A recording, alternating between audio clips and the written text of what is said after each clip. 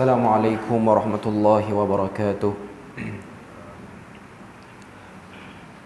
إن الحمد لله نحمده ونستعينه ونستهديه ونستغفره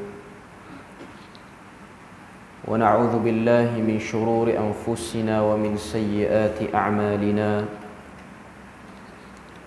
من يهده الله فلا مضل له ومن يضلله فلا هادي له. أشهد أن لا إله إلا الله وحده لا شريك له وأشهد أن محمدا عبده ورسوله. يا أيها الذين آمنوا اتقوا الله وقولوا قولا سديدا يصلح لكم أعمالكم ويغفر لكم ذنوبكم ومن يطع الله ورسوله فقد فاز فوزا عظيما. الحمد لله الذي بنعمته تتم الصالحات. ربنا آتنا من لدنك رحمة وهيئ لنا من أمرنا رشدا. اللهم آت نفسي تقواها وزكيها وأنت خير من زكاها أنت وليها ومولاها. Alhamdulillah, syukur pada Allah Azza wa Jalla kerana dengan rahmat dan juga limpah kurnia yang Allah berikan, dapat kita sama-sama pada pagi yang mulia ni berada dalam majlis ilmu, dan kita bermohon pada Allah supaya Allah tambah dan limpahkan kepada kita rahmat dan juga barakah bila mana berada dalam majlis ilmu yang mulia ni, insya-Allah. Dan insya-Allah pada pagi ini kita punya kuliah subuh kita ialah berkenaan dengan satu tajuk yang mungkin telah maklum kepada semua pendengar yang dirahmati sekalian, iaitu berkenaan dengan keutamaan jiran ataupun hak jiran dalam kehidupan bermasyarakat. Pertama sekali, kalau kita lihat berkenaan dengan bab kejiranan ataupun berjiran, ianya ialah satu perkara yang telah diberi perhatian oleh para ulama. Antaranya ialah Al-Imam Al-Bukhari rahimahullahu ta'ala telah menulis bab berkenaan dengan jiran secara khusus, terutamanya dalam kitabnya yang terkenal iaitu Al-Adabul Mufrad. Selain daripada kitabnya Sahih Al-Bukhari, dia pun ada sebutkan dalam Kitabul Adab berkenaan dengan hak-hak ataupun hadis-hadis yang berkaitan dengan jiran. Selain pada itu, Al-Imam Muslim, seterusnya Al-Imam At-Tirmizi dan juga Al-Imam Abu Dawud, mereka semua meletakkan dalam kitab mereka, dalam tulisan mereka di bawah kitab adab, iaitu bab berkenaan dengan haqqul jiwar, iaitu hak seorang ataupun hidup berjiran. Jadi ini antara benda yang telah diberi perhatian yang agak banyak oleh para ulama. Ianya bertitik tolak daripada salah satu ayat dalam surah An-Nisa, yang mana kalau kita lihat ayat yang ke-36 surah An-Nisa, Allah Ta'ala sebut, wa'budullaha wa la tusyriku bihi syai'a wabil walidaini ihsana wabidhil qurba wal yatama wal masakin wal jari dhil qurba wal jaril junubi was sahibi bil jambi wabnis sabil wama malakat aymanukum innallaha la yuhibbu man kana mukhtalan fakhura. Ayat 36 surah An-Nisa, Allah Ta'ala sebut wa'budullah, yang bermaksud sembahlah Allah, wala tusyriku bihi syai'a, dan janganlah kamu mensyirikkan Allah Ta'ala itu dengan sesuatu apa pun. Ini perintah awal, iaitu berkenaan dengan tauhid. Kemudian Allah Ta'ala sebut wabil walidaini ihsana, dan kepada kedua ibu bapa kamu hendaklah berlaku ihsan, yakni berbuat baik ataupun menjaga, menunaikan haknya, memeliharanya. Itu yang dimaksudkan dengan ihsan. Kemudian Tuhan sebut beberapa lagi kumpulan yang perlu dilakukan dengan ihsan. Antaranya kata Allah Ta'ala, wabidhil qurba, dan kepada kaum kerabat kamu, wal yatama, anak-anak yatim, wal masakin, golongan miskin. Kemudian disebutkan secara khusus, wal jari dhil qurba wal jaril junubi, jiran kamu yang dekat dan juga jiran kamu yang jauh. Maknanya dalam Al-Quran disebut secara jelas perkataan al-jar yang bermaksud jiran.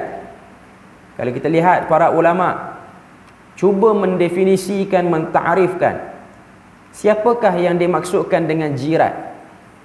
Antaranya Al-Imam Al-Auza'i menyebutkan jiran itu ialah rumah yang terdekat dengan kita, lebih kurang 40 buah rumah pada setiap arah.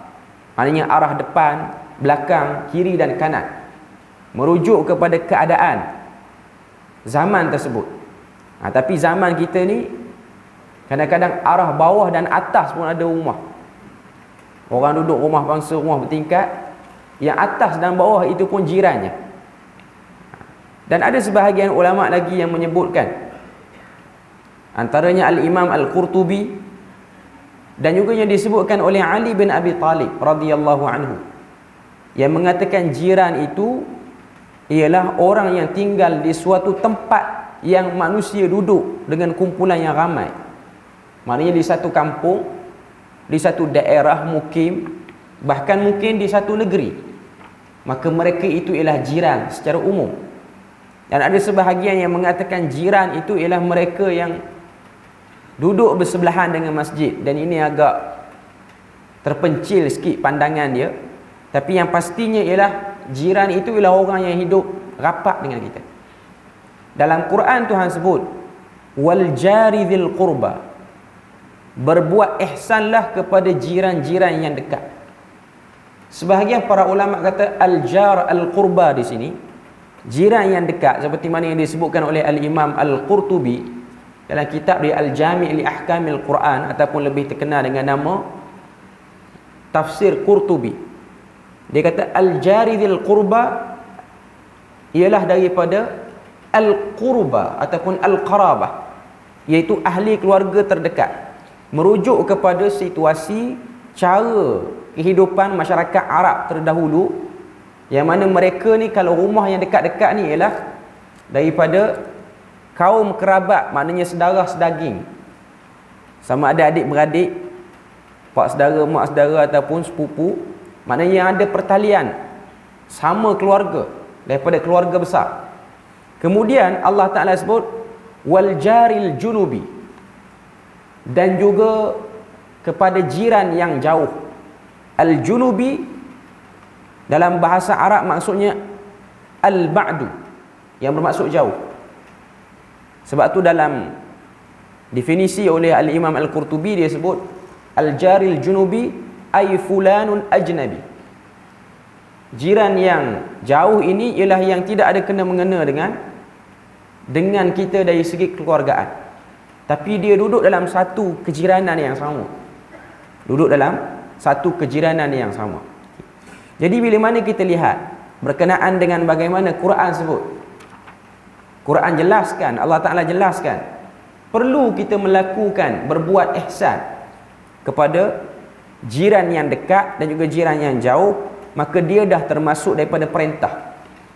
Sebab itulah kalau kita tengok para ulama dia beri perhatian terhadap bab ni, sehingga dimasukkan dalam perkara yang disebut sebagai adab al-muasyirah, adab bergaul, adab bersosial dan juga bermasyarakat. Okay. Jadi pada pagi ini saya cuba sampaikan beberapa hadis yang berkenaan dengan hak jiran, yang mana hadis-hadis ni saya ambil daripada satu risalah yang ditulis oleh Syekh Ali Al-Halabi rahimahullahu ta'ala. Dalam satu risalah beliau yang bertajuk Huququl Jar fi Sahih wal Athar, hak-hak jiran yang terdapat dalam hadis-hadis yang sahih dan juga athar daripada para sahabat. Dalam risalah yang beliau tulis ni, dia senaraikan 23 hak jiran Tapi pada pagi ni kita tak bahas lah sampai habis 23 tu. Walaupun ia satu risalah yang ringkas. Saya cuma bercadang untuk sampaikan 10 saja. Sebab apa 10? Sebab Nabi SAW bila mana dia sampaikan sesuatu pada orang, minima 3, maksima 10. Itu cara Nabi sampaikan sesuatu yang berbentuk pointing ni, yang berbentuk point. Sebab itu memang kadar akal manusia untuk dia terima satu benda one shot, maknanya satu majlis yang berlangsung. Minima manusia boleh tangkap point 3. Ini majority boleh tangkap. Dan maksima 10. Ini bagi yang fokus. 23 dia nak start jadi mengarut dah. Sebab orang lain dah melilau, dah mula nak tengok keluar apa semua. Jadi 10, 3 ke 10 ni angka yang selamat. Sebab tu kau tengok dalam perjanjian Aqabah, bila mana datang Al-Wafdu Abdul Qais, datang, orang kata apa, rombongan daripada Abdul Qais, minta pada Nabi beberapa benda. Bagi pada kami beberapa benda yang kami boleh beramal. Nabi hanya beri sekitar 7 hingga 10. Dan tidak ada hadis Nabi, kalau Nabi nak beri sesuatu sampai 20, 30 Nabi tak beri. Sebab Nabi meraihkan bara'atul insan, kecenderungan kekuatan akal manusia. Sebab tu antara benda yang kita kena belajar dan kita kena tengok ialah cara Nabi menyampaikan benda-benda yang bersifat pointing ataupun benda-benda yang bersifat point ni. Yang pertama yang disebutkan di sini, haqqul jiwar wa fadlihi, hak dan juga keutamaan jiran. Yang pertama secara umum, tahrimu adzal jar, haram menyakiti jiran. Berdasarkan kepada satu hadis yang diriwayatkan daripada Abu Hurairah, yang mana hadis ini diletakkan oleh Al-Imam Al-Bukhari, Al-Imam Muslim, dan juga yang lebih awal pada tu ialah Al-Imam Ahmad. Apa kata hadis tu? Nabi kata, la yadkhulul jannah, tidak akan masuk syurga, man la ya'manu jaruhu bawa'iqahu, seseorang yang tidak mengamankan jirannya daripada kejahatannya. Maknanya benda-benda yang umum masyarakat mengatakan ianya buruk, terutamanya dalam hidup berjiran, maka Nabi kata siapa yang buat, siapa yang menyebabkan manusia rasa terganggu dengan kejahatannya, terutamanya jiran, maka kata Nabi, la yadkhulul jannah, penafian, tidak akan masuk syurga. Maknanya ini ialah satu penafian, dan ini ialah bab syadidul wa'id, peringatan yang sangat-sangat tegas yang disampaikan oleh Nabi sallallahu alaihi wasallam. Dan hadis ini telah disaksikan oleh sebahagian besar sahabat. Sebahagian para ulama menyebutkan hadis ini diriwayatkan lebih daripada 10 orang sahabat, menunjukkan kerap kali Nabi menyampaikannya.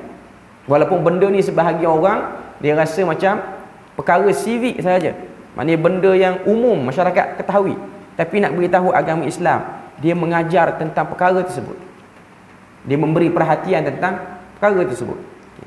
Kemudian yang kedua yang kita lihat, yang disebutkan oleh penulis rahimahullah, al-wasiyatu bil jar wal ihsani ilaihi, iaitu wasiat untuk melakukan ihsan dan juga berbuat baik kepada jiran.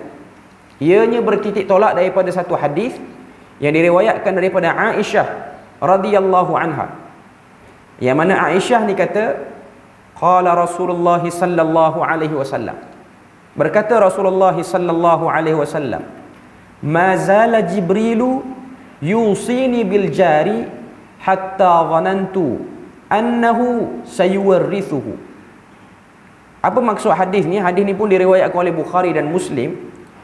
Kata Aisyah, Nabi kata Jibril ini terus menerus berwasiat kepada aku. Maknanya bila mana sebut perkataan wasiat, ianya ialah satu pesanan yang perlu diberi perhatian. Apa kata Nabi?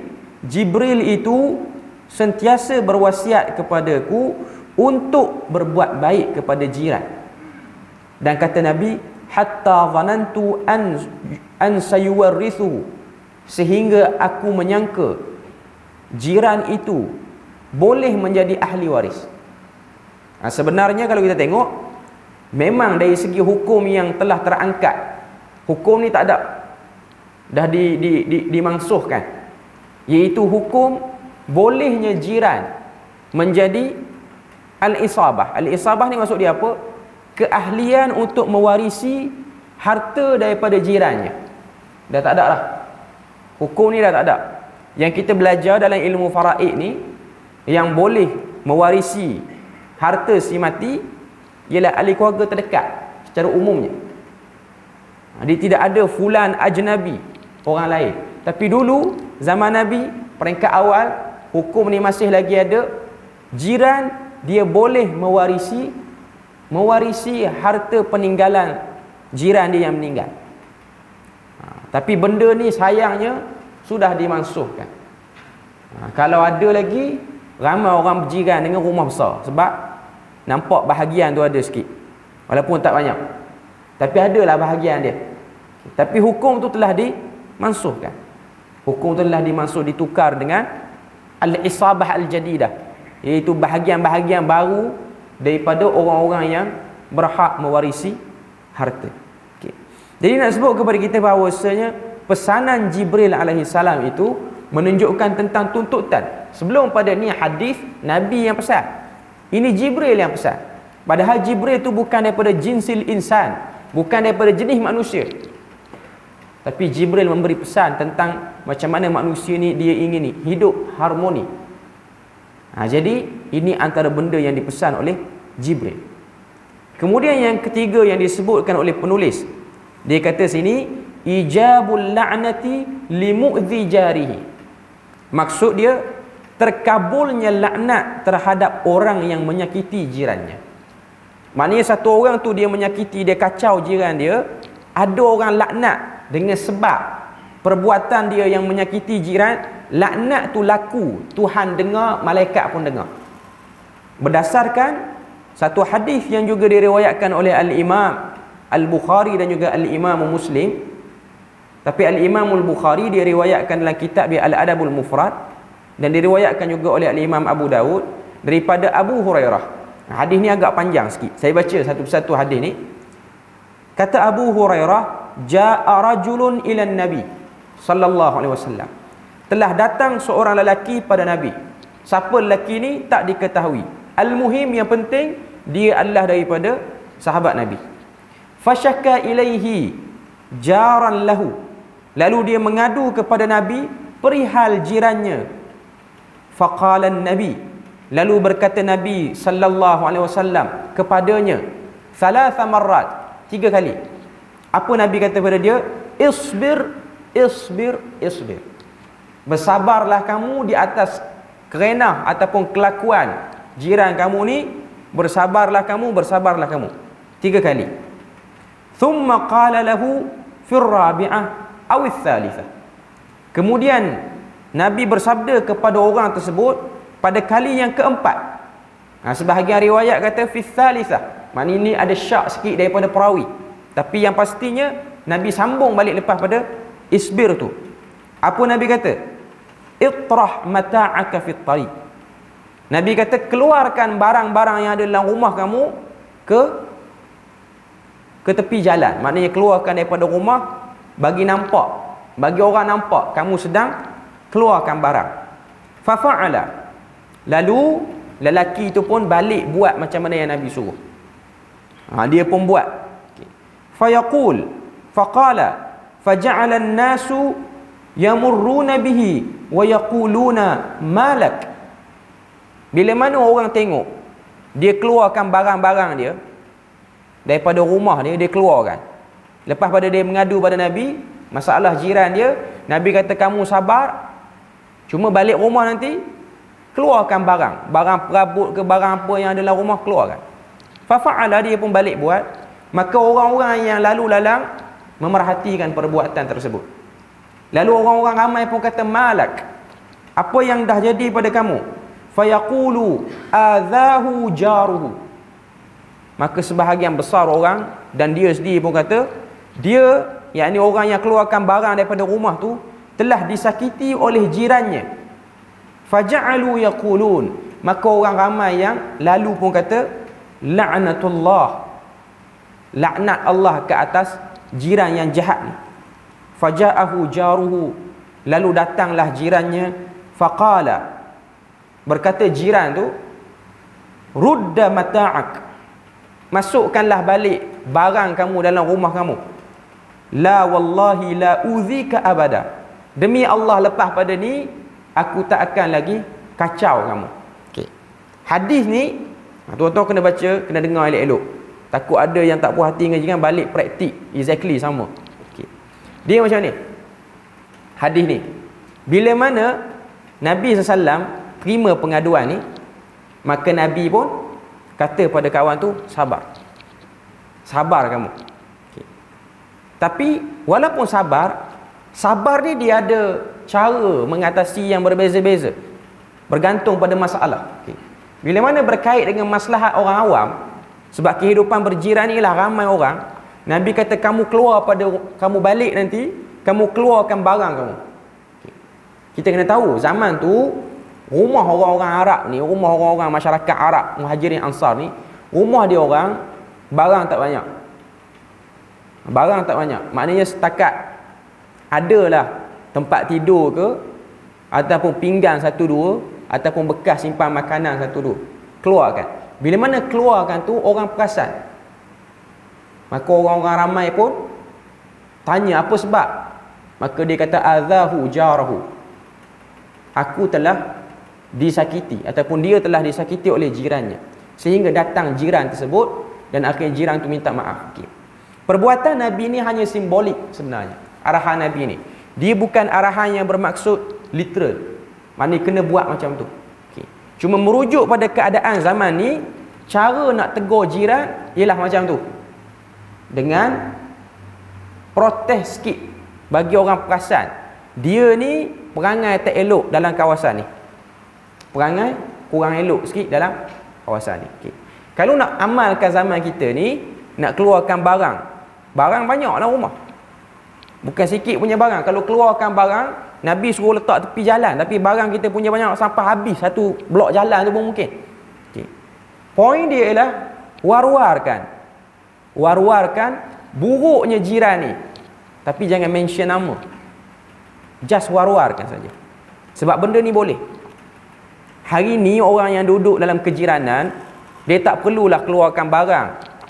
Dia mungkin ada grup WhatsApp, taman sekian, rumah sekian, kampung sekian. Just shoot dalam grup WhatsApp tu, ni ada seorang orang kampung kita ni perangai suka buang sampah merata, letak depan pagar rumah orang. Okay.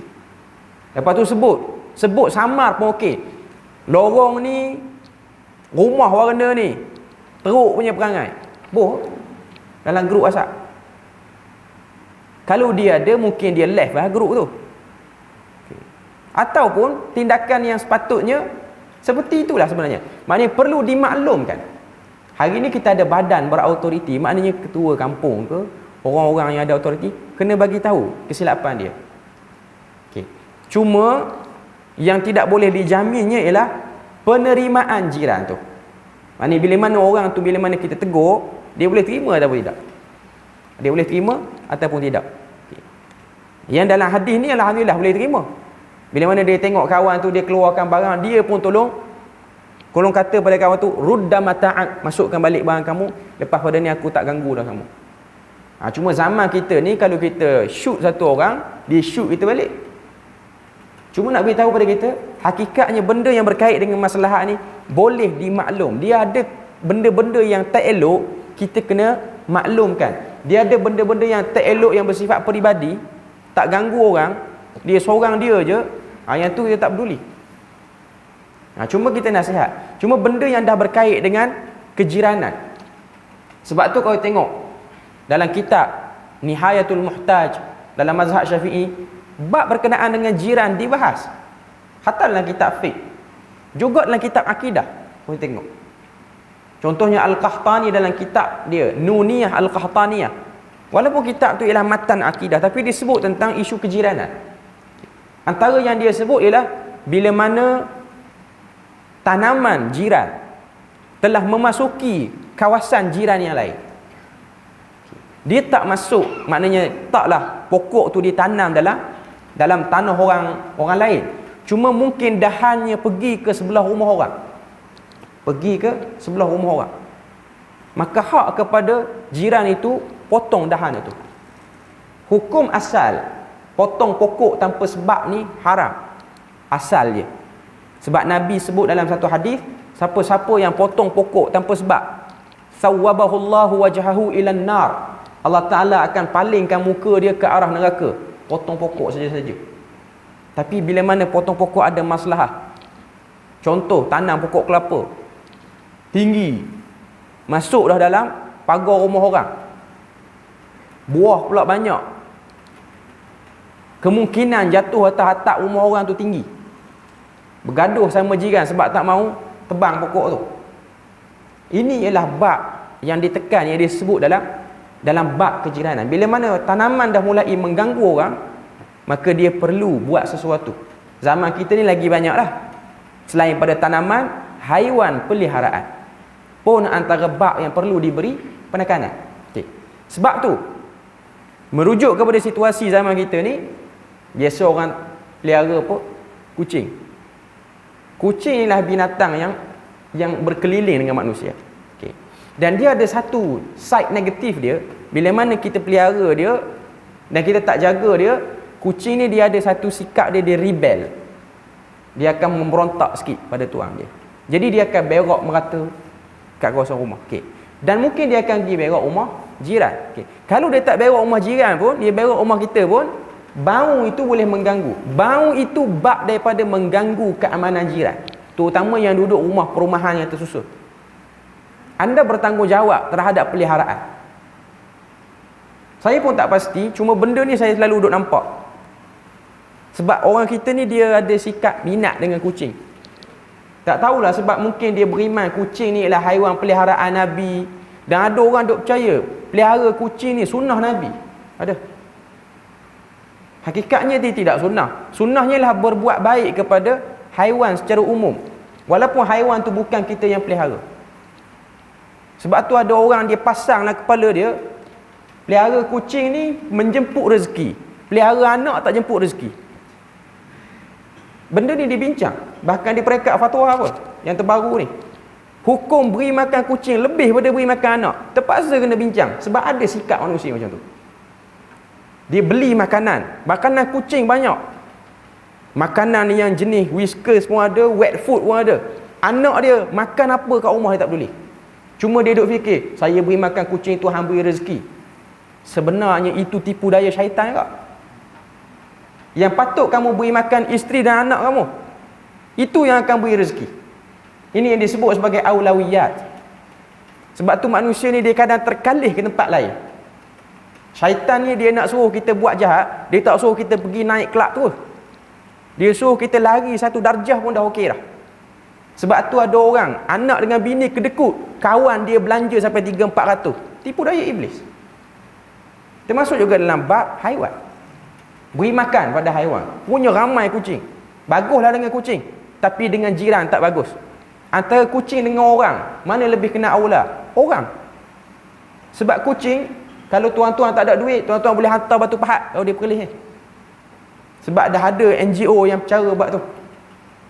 Boleh bagi sumbangan dekat dia orang, boleh hantar situ. Situ memang tempat jaga kucing, bukan jaga orang. Okay. Ada orang dia nak jadikan rumah dia sehingga bau, sehingga keadaan tak bersih. Sehingga orang kata apa, sebab kucing, terutama yang kecil-kecil ni saya nak relate dengan zaman. Kadang-kadang dia terlepas. Ada setengah orang bawa kereta sampai ke mana-mana dah. Rupa-rupanya dalam enjin kereta dia ada kucing. Bunyi dia. Saya tahu sebab saya pernah kena. Dulu lah, sebelum mari Perlis. Jiran kita suka pelihara kucing. Dia ada anak kucing, dia duduk betul-betul, dia celah enjin kereta kita. Kalau dia masuk sikit, dia kena kisar dengan tali sawat tu. Ini bab kita tak tersedar benda tu. Ini juga antara bab hukukul jiwa yang kita terlepas pandang. Nak buat baik, betul buat baik pada binatang memang dituntut, tapi buat baik pada jiran Tuhan highlight. Wal jari dzil qurba wal jaril junubi. Ini antara benda yang diletakkan oleh syariat kita. Jadi seterusnya yang keempat. Yang keempat yang disebut sini ta'ahudul jiran. Ta'ahudul jiran ni apa dia maksud dia? Anjuran untuk memberi perhatian kepada jiran. Yang tadi laknat laku kalau kita buat benda-benda. Maknanya kita buat apa-apa orang doakan. Kita tak boleh marah ke orang dengan sebab sikap kita yang tak jaga hak jiran. Bahkan Nabi benarkan laknat itu.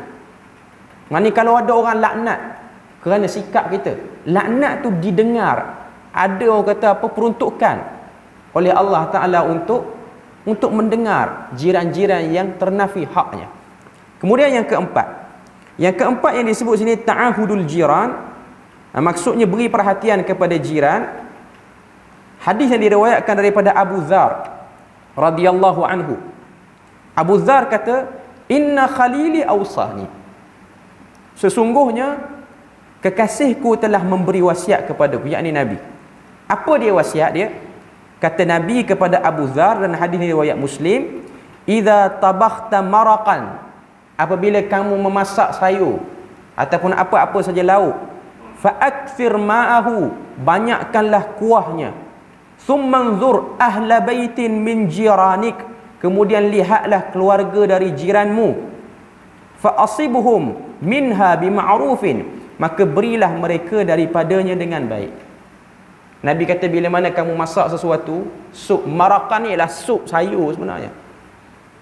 Fa'akthir ma'ahu, banyakkanlah kuahnya. Banyakkan kuah simbolik kepada nak bagi ke orang. Cuma ada orang dia faham hadis ni literal juga. Dia masak banyak, dia bagi kuah betul, isi tak bagi. Masak gulai ayam, kuah betul saja dia bagi. Ayam semua dia simpan. Maksudnya masakkan sesuatu, kuah tu banyak, bagi sekali dengan isi lah. Bagi sekali dengan isi. Maknanya sebut sebahagian, menunjukkan keseluruhan. Jadi ini antara bab yang Nabi sebut. Sebab tu ada hadis yang terkenal, Nabi kata al-jar qabla ad-dar, jiran dulu baru rumah kita sendiri. Ini antara bab yang ditekankan oleh Nabi. Maknanya memberi perhatian. Memberi perhatian maknanya selalu ambil cakna kepada apa yang berlaku pada jiran. Sebab hari ini sikap seperti ini sudah semakin lama semakin menghilang. Atas alasan tidak mahu jaga tepi kain orang, akhirnya tak peduli. Dia jaga tepi kain orang ni tuan-tuan ialah urusan peribadi. Contoh urusan rumah tangga dia yang kita tak perlu peduli. Itu sebahagian orang dia pergi peduli. Tapi kalau kita tengok anak dia kurus, tiba-tiba badan ada lebam-lebam, maknanya anak dia kena dera. Yang tu dah termasuk daripada hak jiran untuk peduli tentang benda tu. Dan itu tak termasuk daripada bab kita panggil sebagai jaga tepi kain orang. Itu ialah kain yang perlu kita jaga sebenarnya. Sebab ia berkaitan dengan kezaliman dan kemanusiaan. Ada sebahagian orang dengar dah budak kena pukul, dia buat diam. Dia tak peduli rumah orang. Tapi itu ialah bab yang kita kena tahu.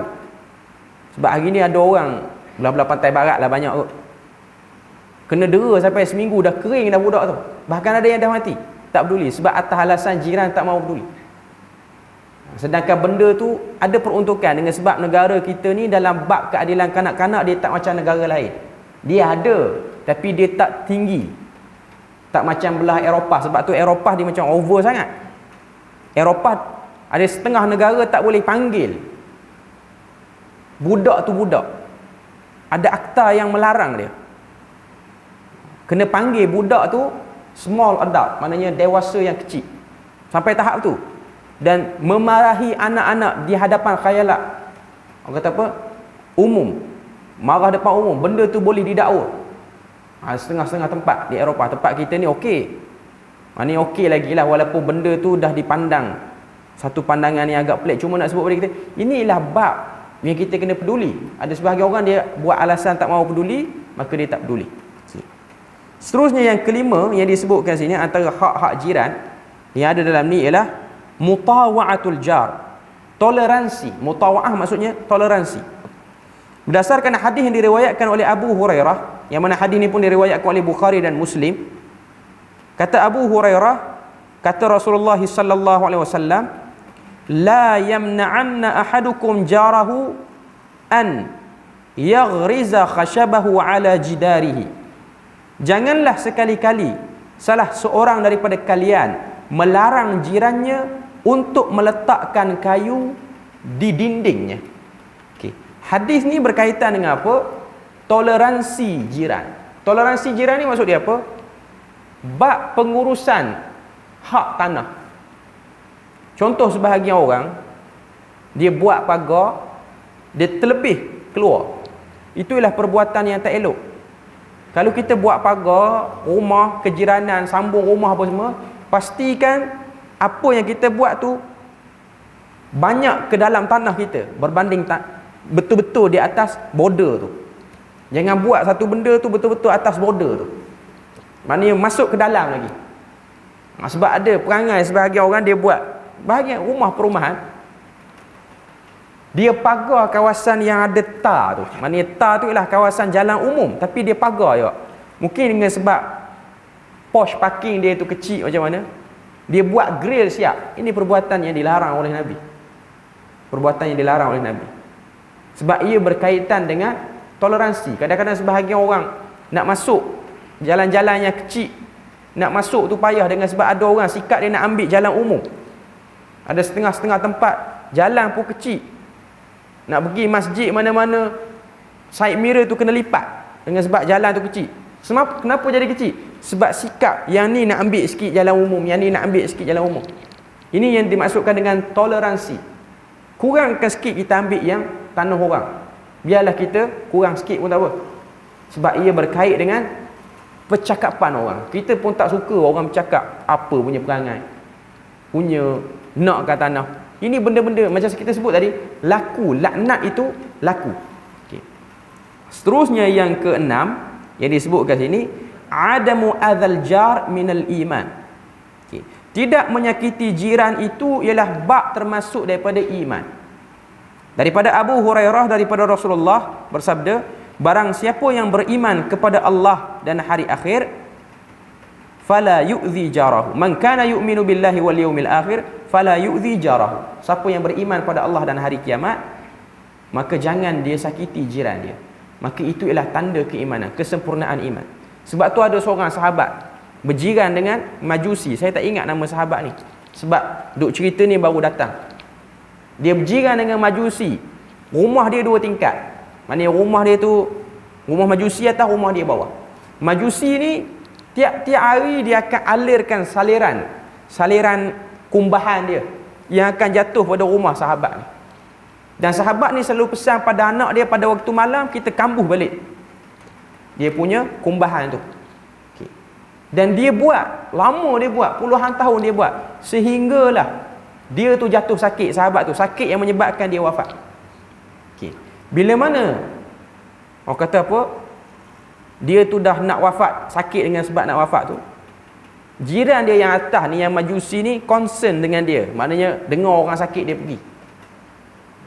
Bila mana si Majusi tu masuk, maka sahabat ni kata, aku nak sebut pada kamu satu benda, dan aku sebut ni bukan kerana aku tak suka, tapi aku nak beritahu pada kamu. Aku nak beritahu pada kamu. Dia kata, selama kamu berjiran dengan aku ni, ada satu saliran kotoran kamu jatuh atas rumah aku. Bila mana jatuh atas rumah aku ni, aku tak marah pun. Aku selalu akan bersihkan balik. Cuma aku bimbang lepas daripada aku wafat ni, lepas pada aku wafat, aku meninggal, keluarga kau akan pindah ke rumah lain, dan rumah ni orang lain akan duduk. Aku bimbang orang yang bakal duduk di rumah aku ni, dia tidak sabar dengan perbuatan kamu. Dia tidak sabar dengan perbuatan kamu. Jadi aku minta kamu baikilah cepat-cepat saluran tu sebelum aku meninggal. Apa respon Majusi tu? Dia terkesan dengan kata-kata sahabat tu, dia masuk Islam. Dia masuk Islam. Ini antara bab, orang kata apa, al-iman. Dia tak balas balik. Dia bukan macam cerita masa-masa manis tu, yang ni pecah kaca, yang ni lempar bilik sana, yang ni lempar bilik ni. Dia bukan macam tu. Maknanya, tengok air kumbahan, orang Terengganu kata air cor, dia pun tambah pula dengan air kencing lagi, bubuh ke atas. Tak. Nak sebut pada kita bahawasanya itu ialah bab al-iman. Tak buat tu ialah bab daripada iman. Kemudian yang ketujuh, khairul jiran, sebaik-baik jiran. Berdasarkan hadis daripada Abdullah bin Amru berkata, qala Rasulullah bersabda, khairul ashabi indallahi khairuhum li sahibihi. Sebaik-baik teman di sisi Allah adalah orang yang paling baik di antara mereka terhadap temannya. Wa khairul jiran indallah khairuhum li jarihi. Dan sebaik-baik jiran di sisi Allah ialah orang yang paling baik di antara mereka terhadap jirannya. Maknanya bila mana dia duduk dalam kejiranan tu, orang tak pernah bercakap tentang keburukan dia, melainkan orang sebut tentang kebaikan dia.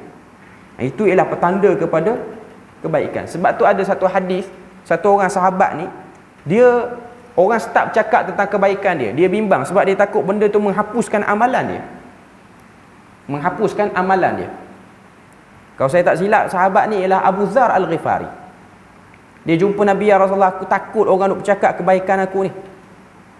Maka Nabi kata dalam hadis riwayat Muslim, tilka ajilu busyral mu'min, itulah berita terimanya amalan kamu yang disegerakan oleh Allah Ta'ala.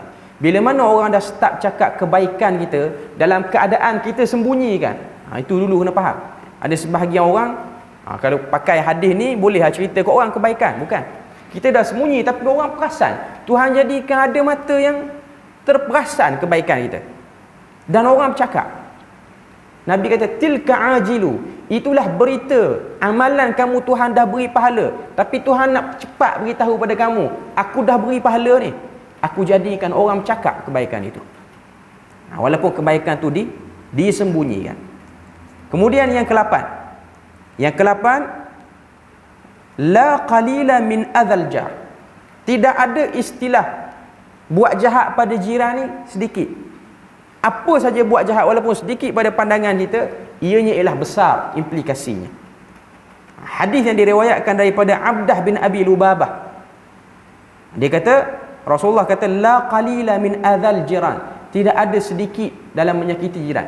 Walaupun kita nampak benda itu kecil je, setakat buang satu plastik je dalam kawasan rumah dia, walaupun itu kecil dan dia pun mungkin tak berkira, tapi ia termasuk daripada kesan ataupun perangai yang tidak elok. Seterusnya yang ke-8, yang ke-9. Yang ke-9 kata pengarang, al-jarus salih minas sa'adah.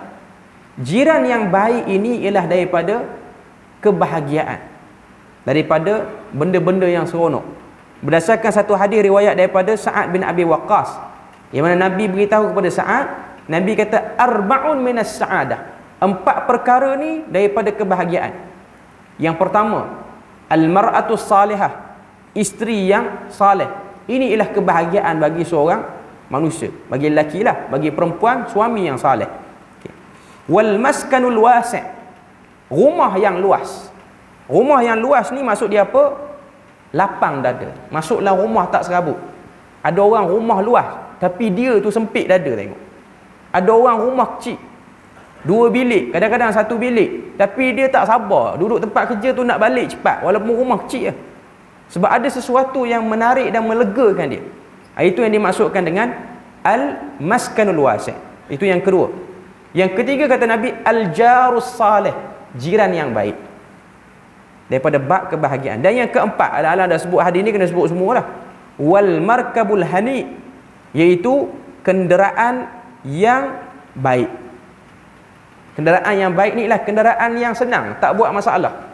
Kenderaan yang baik yang kita setting. Kereta mahal kot, harga mesti 100,000 ke atas, bukan. Kadang-kadang kereta 100,000 tapi naik towing lagi banyak pada kancil. Dia tak panggil kenderaan yang nyaman. Duit duk pening. Kereta besar luas, boleh tidur pun dalam, tapi ujung bulan pening. Pertama, maintenance bulanan bayaran. Yang kedua, rosak ni datang tiap-tiap bulan.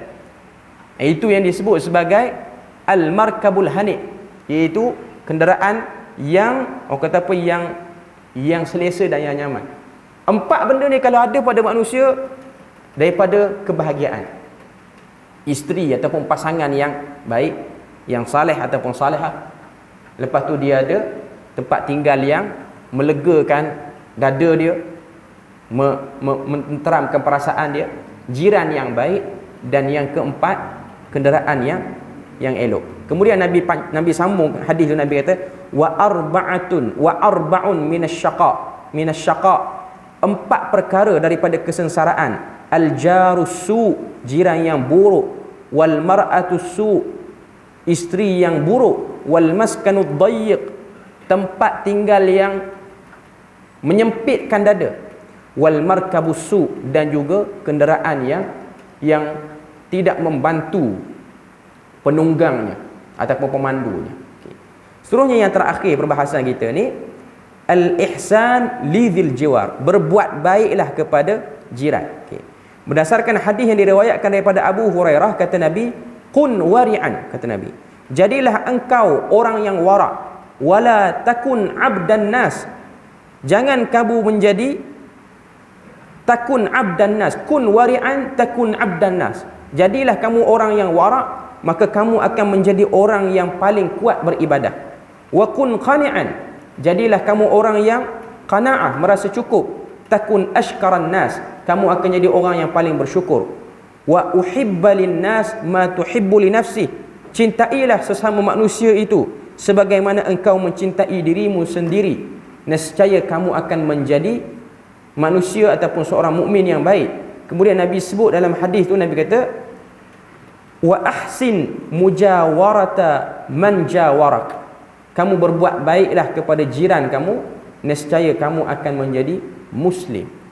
Sebab berbuat baik itu ialah bab daripada kebaikan yang menyebabkan kita ni sempurna keislaman tu. Okay. Jadi itulah 10 daripada perbahasan yang dah kita sebut tadi. Tilka asyaratun kamilah, 10 perkara yang dah sempurna sebut. Semua benda bab jiran ni, sebab apa ditekankan? Poin dia ialah syurga. Poin dia ialah syurga. Semua benda ni memasukkan orang tu dalam syurga, dan tak buat benda ni mencalonkan orang tu dia ada kebolehan nak pergi ke neraka. Sebab tu saya nak tutup kuliah ni yang terakhir berkenaan dengan syurga ni ialah satu hadis, yang mana hadis ni telah diriwayatkan oleh Al-Imam At-Tirmizi. Kata Nabi kata, laqaitu Ibrahim lailata usriya bi, aku bertemu dengan Nabi Ibrahim pada malam aku di Isra' Mi'rajkan. Kita dalam suasana tu sekarang. Nabi Ibrahim ni the last langit yang ketujuh. Langit pertama Nabi Adam, kedua Nabi Isa dan Yahya, ketiga Nabi Yusuf, keempat Harun, kelima Nabi apa? Keenam Nabi Musa. Lepas pada tu ketujuh Nabi Ibrahim. Kelima tuan-tuan boleh balik cek Sebab di langit kedua tu dia jumpa dua, Nabi Isa dan Nabi Yahya. Kemudian ketiga Nabi Yusuf, yang ketiga, keempat seterusnya Nabi Harun, kelima, dan ada lagi. Cuma yang Nabi Ibrahim ni ialah yang terakhir. Okay. Kata Nabi, laqaitu Ibrahim lailata usriya bi, aku bertemu dengan Ibrahim pada malam diisrakan. Okay. Kata Nabi Ibrahim pada aku, dia kata, ya Muhammad, wahai Muhammad, aqra'a ummataka minni salam, sampaikanlah salam aku kepada umatmu semua sekali.